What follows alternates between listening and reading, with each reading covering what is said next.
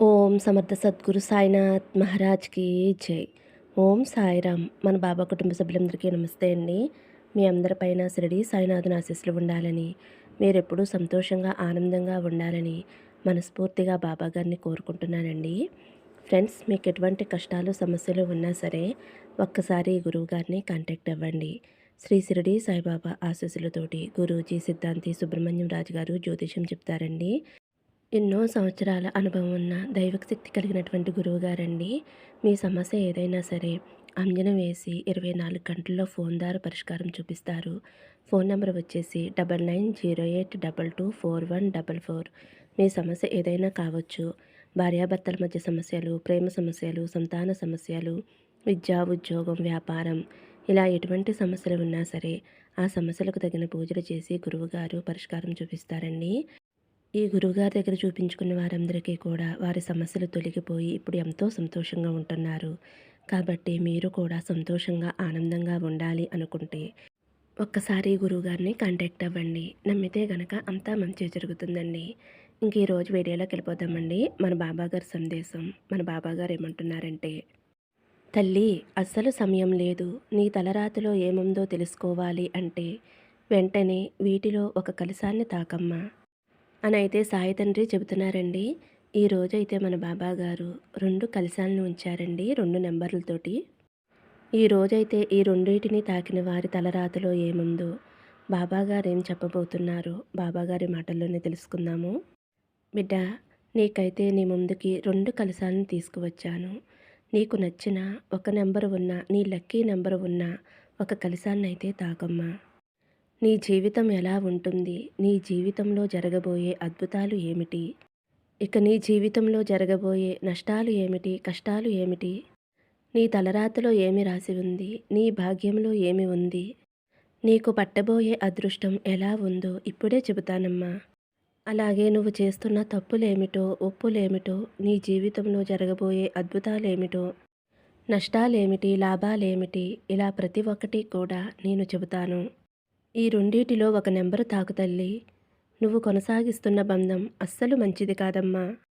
చాలా తప్పు. దానివల్ల నీకు ప్రాణహాని, ధనహాని కూడా ఉందమ్మా. ఇక నువ్వు చేస్తున్న సహాయం కూడా పక్కదారి పడుతుంది. నువ్వు ఎప్పుడూ కూడా అడుగుతావు కదా, బాబా, నా తలరాతలో ఏముంది ఒక్కసారి చెప్పండి అని అడుగుతావు కదా. అందుకే ఈరోజు నీతో చెప్పడానికి వచ్చానమ్మా. నన్ను నమ్మి ఎవరైతే నా మీద నమ్మకంతో ఉంటారో వారి జీవితంలో ఏం జరగబోతుందో అంతా కూడా చెబుతాను. ఎవరైతే ఏదో ఒక నెంబరు ఉన్న కలశాన్ని తాకుతారో వారి తలరాత ఎలా ఉందో తెలుసుకోవాలి అని అనుకుంటారు. అలాంటి నా బిడ్డలకు మాత్రమే నేను చెప్పగలను. కానీ నా మీద నమ్మకంతో నేను చెప్పే మాటలు పెడచెవిన పెడితే వినే అదృష్టం కూడా కలగదు అని అయితే మన బాబాగారు అంటున్నారండి. కాబట్టి బాబాగారు చెప్పేది జాగ్రత్తగా వినండి. బాబాగారు మన తలరాతలో ఏం జరగబోతుందో ఏమిటో అన్నీ చెప్పబోతున్నారు. కాబట్టి మీరైతే ఈ రెండాటిలో ఒక కలశాన్ని తాకండి. బాబాగారు మనం కోరింది ప్రతిదీ కూడా మన చేతిలో పెడతారనమాట. బిడ్డ, నా మీద నమ్మకం ఉంటే, నా మాట మీద విశ్వాసం ఉంటే ఈ రెండిటిలో ఒక కలశాన్ని తాకు. అపనమ్మకంతో అస్సలు తాకవద్దమ్మా. ఇప్పుడు ఏదైతే నీ జీవితంలో జరుగుతుందో అది ఎందుకు జరుగుతుందో, ఎందువల్ల జరుగుతుందో, నువ్వు ఏం చెయ్యాలో అన్నీ కూడా నేను చెబుతాను. ముందుగా 1వ నెంబరు ఉన్న కలశాన్ని తాకిన నా బిడ్డకి ఇప్పుడు చెప్పబోతున్నాను. బిడ్డ, నువ్వు జీవితంలో ఏదైతే అనుకున్నావో అది ఎంతవరకు కరెక్టో రాంగో కూడా చెబుతాను. జాగ్రత్తగా విని నీలో ఏమైనా లోపాలు వింటే గనక వాటిని ఈ క్షణమే సరిదిద్దుకో అమ్మా. నువ్వు నీ బాబాని ఏమి అడగాలి అని అనుకుంటున్నావో, అసలు నీ సమస్యలేమిటో, నీ కోసం నువ్వు ఏం తెలుసుకోవాలి అని అనుకుంటున్నావో అవన్నీ కూడా తెలుసుకో అమ్మా. నీ తలరాత ఎలా ఉండబోతుందో అన్నీ కూడా చెబుతాను. ఇప్పుడు నీకోసమే చెబుతున్నానమ్మా. నేను చెప్పేది శ్రద్ధగా విను తల్లి. నువ్వు ఎవరినైతే ప్రేమించావో వారిలో చాలా సమస్యలు, చాలా ప్రాబ్లమ్స్ అనేవి కనిపిస్తున్నాయి. చూడు తల్లి, ఏమీ అర్థం కాని స్థితిలో ఇప్పుడు నువ్వు ఉన్నావు కదా. నీ మనసులో ఉన్నది ఇదే కదా. కానీ నీ సమయం ఇంకోలా చూపెడుతుంది. చాలా చాలా ఇబ్బందులైతే కనిపిస్తున్నాయమ్మా. ఎవరితోనూ చెప్పుకోలేకపోతున్నావు కదా. వృత్తిపరంగా అంటే కెరియర్ పరంగా చాలా మంచిగా ఉన్నావు. నువ్వు ఏ విధంగా ప్లాన్ చేసుకున్నావో అంతా కూడా అదే విధంగా ఉన్నాయి. ఇక ఇప్పుడు నీ జీవితంలో ఏదైతే జరుగుతుందో అవన్నీ కూడా మెల్లమెల్లగా సర్దుకుంటాయి అని నీకు కూడా తెలుసు కదమ్మా! ఇక కుటుంబంలో కూడా అంతా బాగానే ఉందమ్మా. కానీ ఇంట్లో ఎవరైనా సరే చిన్న చిన్న ఆరోగ్య సమస్యలతో బాధపడుతూ ఉండవచ్చు. ఇక దీంట్లో మీరు బాధపడవలసింది ఏమీ లేదమ్మా. ప్రతి వ్యక్తికి కూడా అనారోగ్య సమస్య అనేది వస్తూ పోతూ ఉంటుంది. నిజమే కదా! చుట్టూ కూడా ఇలాగే ఉంటుంది. కాబట్టి అతి తొందరలోనే నీకున్న అన్ని ఇబ్బందుల నుంచి కూడా బయటపడబోతున్నావు. చాలా రిలీఫ్ పొందబోతున్నావమ్మా. ఇక్కడ అన్నిటికంటే కూడా పెద్ద సమస్య ఏమిటి అంటే నీ పర్సనల్ లైఫ్‌లోనే కనిపిస్తుందమ్మా. ఇప్పుడు నువ్వు ఏదైతే చేస్తున్నావో, ఎవరికైతే సహాయం చేశావో, అలాంటి వారికి నువ్వు చేసి ఉండకూడదు, ఇచ్చి ఉండకూడదు. ఇక్కడ నీదే తప్పు కనిపిస్తుంది. నువ్వు ఎవరికైతే సహాయం చేశావో, ఎవరైతే నీకు సరైన వారు కాదో, నీ వాళ్ళందరూ కూడా ఎప్పుడూ చెబుతూ ఉన్నారు. వారితో స్నేహాన్ని చేయవద్దు అని, వారితో ఏదైనా సంబంధాలు పెట్టుకున్నావా? పెట్టుకోవద్దు అని, అంత లోతుకైతే వెళ్ళవద్దు అని నీతో చెప్పారు కదా! ఇక నువ్వు ఏదైతే తప్పు చేశావో వాటి పరిమాణాలన్నీ కూడా ఇప్పుడు నువ్వు చూడబోతున్నావు. ఎవరైతే వ్యక్తి నీ జీవితంలోకి వచ్చారో వారిపై నువ్వు అధికంగా నమ్మకాన్ని పెంచుకున్నావు. వారికి నువ్వు ఏదైతే ధనం ఇచ్చావో అది కూడా తప్పుదారిలోకి వెళ్ళిపోయింది. దానివల్ల నువ్వు చాలా చాలా బాధపడుతున్నావమ్మా. నిజమే కదా! నువ్వు దానికోసం చాలా బాధపడుతున్నావు. కానీ ఇప్పుడు ఏమీ చేయలేం తల్లి. అన్నీ కూడా చేదాటిపోయాయి.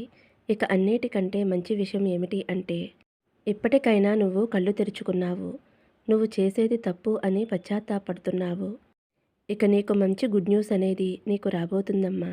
అతి కొద్ది రోజుల్లోనే నీకు రావాల్సిన సమయానికి నువ్వు పోగొట్టుకున్న మొత్తం ధనం తిరిగి నీ వద్దకు రాబోతుంది. ఆ ధనం కూడా నీది కాదు, నీ కుటుంబంలోని వారిది. నువ్వు నీ వాళ్ళ దగ్గర ధనం తీసుకుని ఎదుటివారికి నమ్మి ఇచ్చావు. తప్పుదారిలో ఆ డబ్బుని వేరే ఒకరికి ఇచ్చావమ్మా. ఒకవేళ వారు నీ స్నేహితులై ఉండవచ్చు, బాగా తెలిసిన వారై ఉండవచ్చు. ఇంకా ఎవరో ఒకరు నీ ధనాన్ని ఇన్వెస్ట్ చేయటానికి వారికి ఇచ్చేశావు. ఆ వ్యక్తి అయితే సరైన వ్యక్తి కాదమ్మా.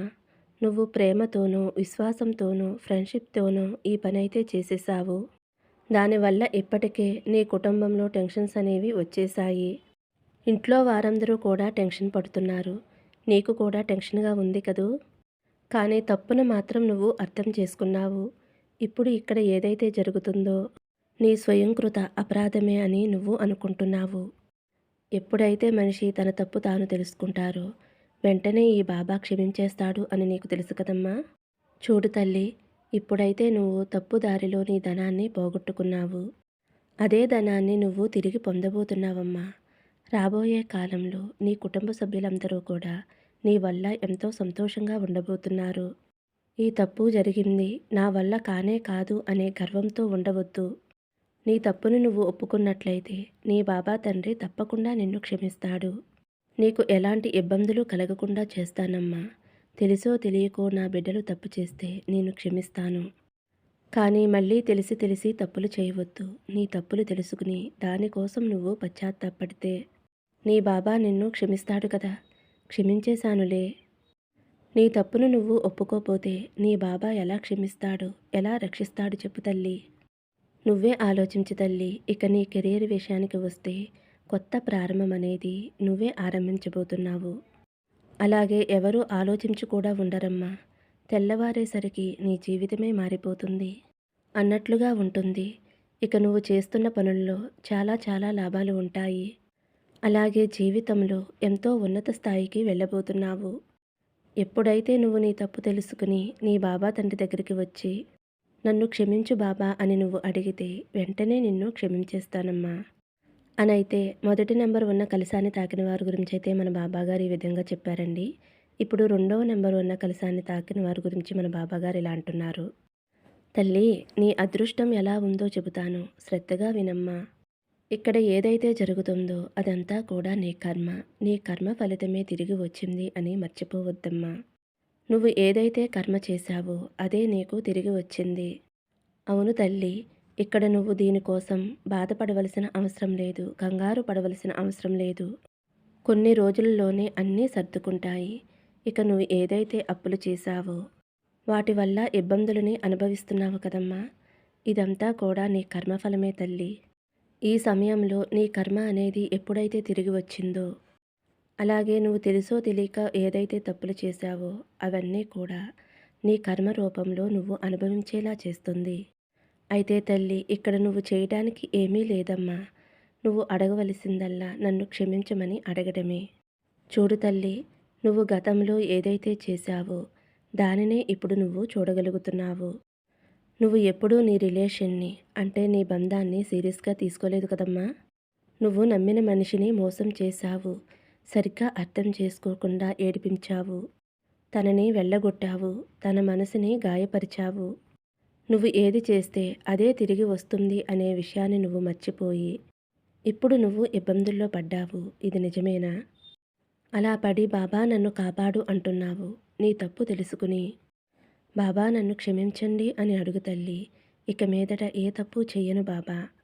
అందరి మంచి కోరుకుంటాను అని నువ్వు ఎప్పుడైతే అనుకుంటావో, ఆ క్షణం నుంచి నిన్ను క్షమించి నా పూర్తి ఆశీర్వాదం, అనుగ్రహం నీకు అందిస్తానమ్మా. గుర్తుపెట్టుకో బిడ్డ, తప్పంతా కూడా నీదే. కానీ వారిని క్షమాపణ అడగడానికి వెనకడుగు వేస్తున్నావు కదా!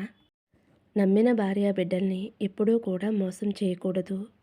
ఎందుకంటే వారిని పోషించవలసిన బాధ్యత నీదే. వారు నీ మీదే ఆధారపడి బ్రతుకుతారు కాబట్టి వారిని నిర్లక్ష్యం చేయకూడదు, చిన్న చూపు చూడకూడదు. తెలుసో తెలియకో చిన్న పొరపాటు జరిగితే నువ్వు దాన్ని ఓర్చుకుని సర్దుకోవాలి తప్ప, బంధాన్ని దూరం పెట్టేసి వారిని బాధలు పెడితే అది మహా పాపం జరుగుతుంది బిడ్డ. ఎందుకంటే వారు నిన్నే నమ్ముకుని బ్రతుకుతున్నారు కాబట్టి నువ్వే వారికి ఆధారం. నువ్వు వారికి రక్షణగా కొండంత అండగా ఉండాలి తప్ప వారిని దూరం పెట్టేసి వదిలేసి వారిని బాధ పెట్టకూడదు. ఇలా చేయటం వలన వారి ఉసురు అనేది నీకు తగులుతుంది. కాబట్టి ఇకనైనా సరే నీ తప్పు తెలుసుకుని నీ బంధాన్ని అంటే నీ భార్య బిడ్డల్ని కావచ్చు, భర్త పిల్లలు కావచ్చు, ఎవరైతే నువ్వు దూరం చేసుకున్నావో వారిని నువ్వు తీర్చిదిద్దుకుని వారితో నువ్వు సంతోషంగా ఉండు. వారిని బాగా చూసుకో. ఈ పొరపాటు మళ్ళీ మళ్ళీ చేయవద్దు. చెబుతున్నాను కదా! భార్య బిడ్డల్ని ఇబ్బంది పెట్టినా, బాధ పెట్టినా అది మహాపాపమవుతుంది. చేయరాని తప్పు అవుతుంది. భగవంతుడు ఎప్పటికీ కూడా క్షమించడు. వారిని ఆలనా పాలనా చూసుకునేది నువ్వే కాబట్టి వారిని ప్రేమతోటి చూసుకో. నీ తప్పులన్నీ కూడా నేను క్షమిస్తాను. ఇక మీదట మీరు ఆనందంగా, సంతోషంగా ఉండేలాగా నా ఆశీర్వాదం మీకు అందిస్తున్నాను. మీ కుటుంబం అంతా కూడా ఆయురారోగ్యాలతోటి, అష్టైశ్వర్యాలతోటి సంతోషంగా ఉంటారు. ఎందుకంటే నీ తప్పు నువ్వు తెలుసుకుంటున్నావు కాబట్టి. ఫ్రెండ్స్, రెండవ నెంబర్ ఉన్న కలశాన్ని తాకిన వారి గురించి అయితే మన బాబాగారు ఈ విధంగా చెబుతున్నారండి. మరి మన బాబాగారు అందించిన ఈ సందేశం మీ అందరికీ నచ్చింది అనుకుంటున్నాను ఫ్రెండ్స్. నచ్చితే ఒక చిన్న లైక్ ఇవ్వండి. సర్వే జన సుఖినో భవంతు. సమస్తం సద్గురు సాయినాథార్పణమస్తు. శుభం భవతు. జై సాయిరామ్.